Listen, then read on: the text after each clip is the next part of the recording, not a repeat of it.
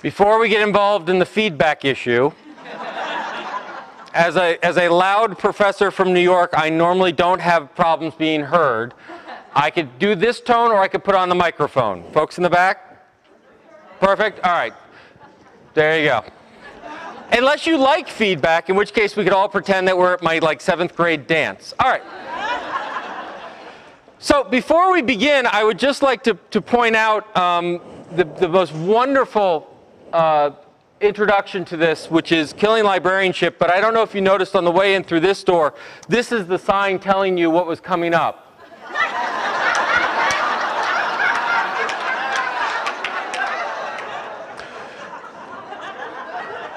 So I know where I will be at 2:15.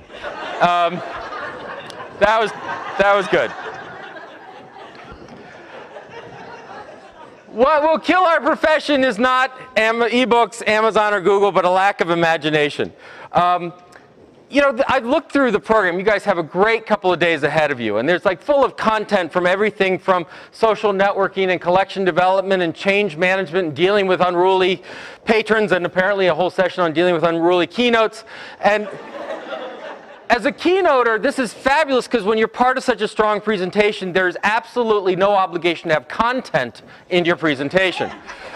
So I'm going to take that advantage of that and not have any content to what I'm going to say. But what does this mean? What this means is, it was in the midst of a wonderful talk. It was in Edmonton, Alberta, and this line came out, and people seemed to like it, but no one quite knew what it meant. But what it means is that we live in an era when we need to think big. So what I would ask you to do for the next 45 minutes or so is take advantage of the fact that you're not sitting in a library trying to figure out where the toner cartridges are, pointing to where the bathroom is. Or, as I understand it, the #1 reference question has been replaced. It is no longer where's the bathroom, it's now have you found a USB stick. Is that, all right. So, let's take advantage of the fact that we're in lovely Burlington, and it's 43 degrees outside, we don't want to go anywhere. And spend some time thinking big, because we are in a time where we desperately need to think big. We are in a time where everyone uses the word unprecedented after every other statement, right? Somewhere someone's talking about an unprecedented challenge in accountancy or something of that nature, right? Everyone's dealing with unprecedented change, great change, whatever. And it's true. That's the worst part of it, right? The worst part of it is we do live in an era where we are faced with enormous challenges, where we are faced with big problems. And this is not the time to shy away from them. This is not the time, if we're going to talk about what the new normal is, the new normal can't be introversion, hiding in our shelves, hoping it goes away. We deal with this in higher education. It's not like, well, once this whole economic thing shifts out, people will be willing to spend $300 million a year in tuition. We'll just have to wait it out, right? If you look at some of the reasons we need to think big, this is from the Adult Education Commission, and what it does is it's a graph by country. Each line's a country. Thank you. The red dots, these are 45 to 54 folks. The green dots are folks 25 to 34. And what you're seeing is the percentage of folks who have, I believe it's a high school degree, high school diploma. All right? So you can see, for example, in picking one fun, in Poland, you can see that what happens is generational differences, kind of what you would expect, right? The young are getting more educated than the adults. But I want to point out this particular line, which happens to be the United States. And you'll notice something interesting about the chart, which is the red square is above the green diamond. Now, it's not way above, and frankly, we're way up at the top, so we should be pretty happy with ourselves until you look over at something like Korea. Korea is way above us, and they started much farther behind us. One of the big challenges where we need big ideas is in how we educate ourselves, how we prepare for this world. We hear all the time that education is vital, that college education is important, that college is the key to innovation, economic development, la, la, la, la, la, and I'm a professor, so I throw that line out whenever I can. except that we happened to 2010 was the first time where academic debt surpassed credit card debt in this country. And it is not because we've been paying our credit cards back so well. And partly it is. We've been doing pretty well. It turns out that when you don't eat, you don't charge a lot of things. But that graph's going down sort of like inch by inch, and the academic one's doing this. This chart shows since 1982 the growth in percentage growth in different areas. College tuition's up the top at about 450%. Medical care is only 250%. It is costing us more to get healthy, but it costs us a heck of a lot more to get smarter, supposedly. All right? Now, this in the midst of the most dramatic wage and wealth distribution in this country, that we see that the top 5% control something like 60% of the wealth in this country. We're dealing with the shrinking middle class, that we are in almost a 10% unemployment, over that in certain sectors, so that 1 out of 10 people you know has been laid off. We're in an era of great division in our politics where we're just sort of figuring out, hey, do we really need a federal government? Let's see. Right? No, that could be the rest of the talk. I'm not going there. The point is, we have big challenges before us. We are living in interesting times. I once said we live in Shakespearean times. We live in times where we could be writing those dramas, where we're talking about regime change, and we're talking about population growth. We're talking about a massive demographic shift. We're about to go from a country with a white majority to a plurality. We've got many states in which now the Hispanics represent a larger percentage of population than all other demographics combined, and soon than the Caucasian. Now, I think that's a good thing. I think diversity is interesting, but I think it's a challenging thing. When we deal with language issues, when we deal with collection issues, when we deal with all of these issues, we're living in that time. Now, I got to thinking about all of this because Neil Gabler wrote this wonderful article in the Sunday Review of the New York Times talking about the elusive big idea. And within it, and by the way, I'll put all the slides online. You can copy and paste to your delight. He talked about we're sort of at the death of ideas, that we're at a post-idea economy.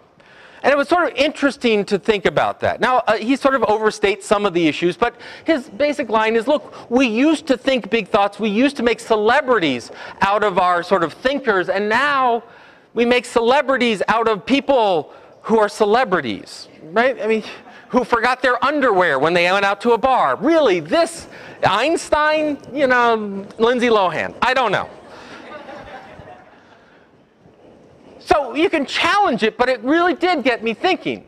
And what it got me thinking about is that if libraries and librarians are in the knowledge business, if we're in the learning business, if we're in the education business, and I argue that we are, we actually have two rather amazing challenges before us. Now, the first one I'm going to pick on is the obvious one, right? So if you haven't seen it, go read this lovely article, Save Our Libraries, Fire the Librarians.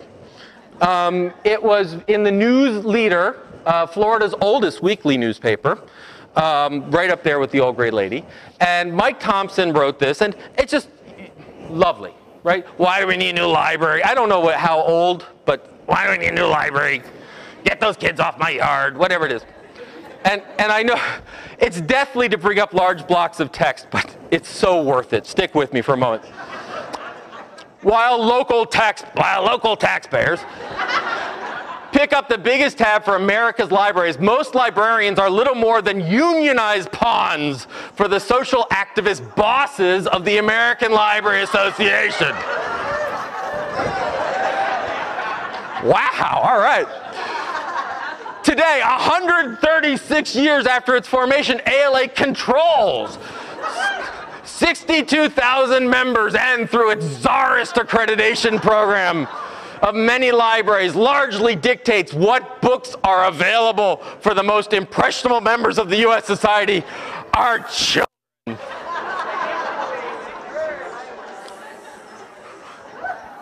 I hear you, comrades, I really do. I was called a communist for the first time the other day. I thought, you know, it's interesting when someone does that, you have an interesting reaction. The first one is, but I buy stuff, right? And the second one is, what, are you wearing a leisure suit? Communism? Really? Come on. All right. And when that person hears this webcast, I can't wait for the comments. Anyway, so we have this line, right? We go and we talk to librarians, and many a librarian has come up and said, the Tea Partiers are destroying us. I got people who don't understand. People don't believe in libraries anymore. People are small-minded. People are... And I'm not going to be here to argue that everyone has an equally valid thing to say about the world, right? So we have this sort of anti-intelligentsia, anti-library feel out there. And it is very real. We are dealing with that, and we have to deal with it. And I think that's kind of interesting. But what really got me thinking about the big idea one was that I think we have a rather interesting second front that's opening up, second problem. And it can be represented by this. Now, I don't know if you know what Clue is. Clue is the next big thing. What Clue does, and I know you can't read that, so I'll tell you, you can go with your smartphone and walk through New York City, and when you have to go to the bathroom, I'm not making this up, you can rent people's bathrooms. I don't know if it's by the hour. I don't... Right? And if you don't like this one, here's another one. FakeGirlfriend.co. Now this one you probably can read, so you're welcome to try it out on your phones. Now, you save this number, it says girlfriend, you send a text to this number, and what happens is you'll get responded with a random girlfriend-esque message. About a minute later, the fake girlfriend will call you with a pre-recorded message, and after you hang up, tell everyone how great your girlfriend is. That's just so sad, you know? The reason I bring this up is that this is a startup, and my God, someone will probably give them a check, right? The opposite side of this equation from people who don't necessarily believe in libraries' missions, in knowledge and education, all this other stuff, is those that seek to take ideas and monetize them as fast as they can. Right? That what we have is we have a plethora of small ideas. And these small ideas aren't bad. It's just a matter that there's this drive to monetization. That the way that all economic development is going to happen in Connecticut or Rhode Island or here in Vermont is that everyone's going to start their own business.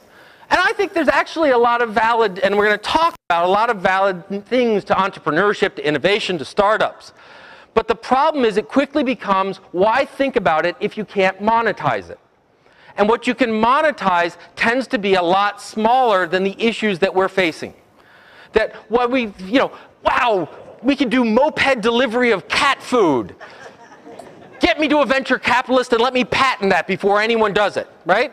This doesn't say, hey, we can solve democracy, right? How do you monetize, well, once again, monetizing democracy, we have the federal government, but we'll keep going. What we have are things like this Me Too mentality, that we go in and, well, it's Facebook, but it's not exactly Facebook, right? It was like when Google Plus came out. What's Google Plus? Facebook with circles.